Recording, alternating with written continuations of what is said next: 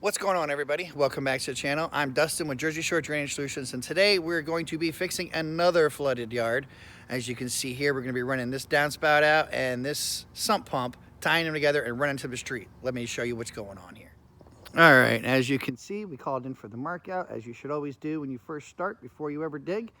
We're going to be running everything out to a pop-up over here at the curb, as I always do.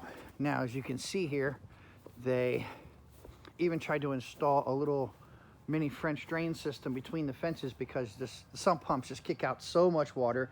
The downspout comes down, it has nowhere to go.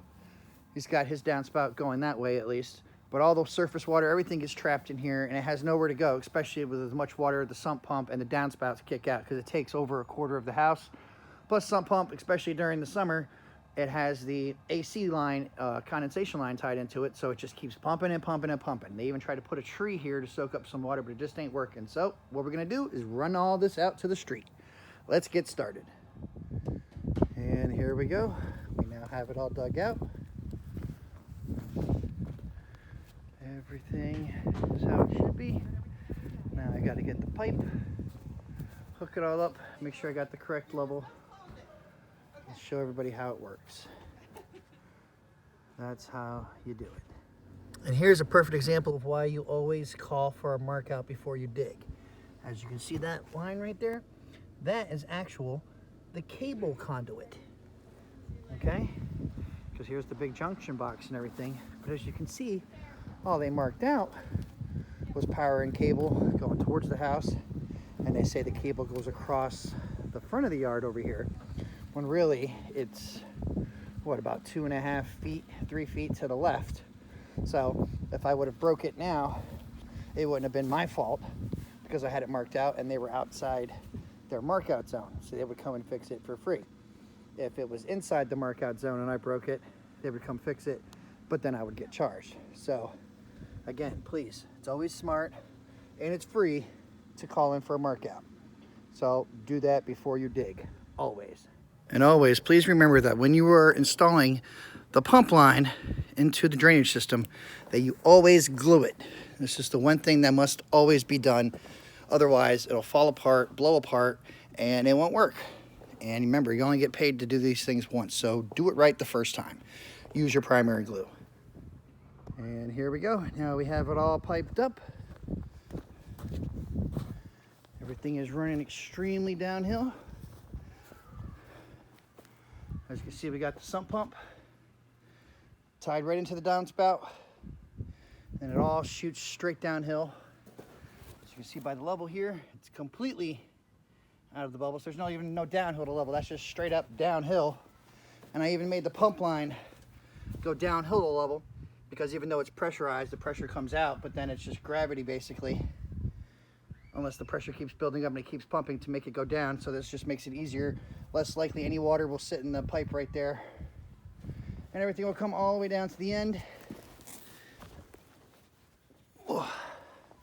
Which, as you can see down here, completely downhill. And then as it goes under the sidewalk,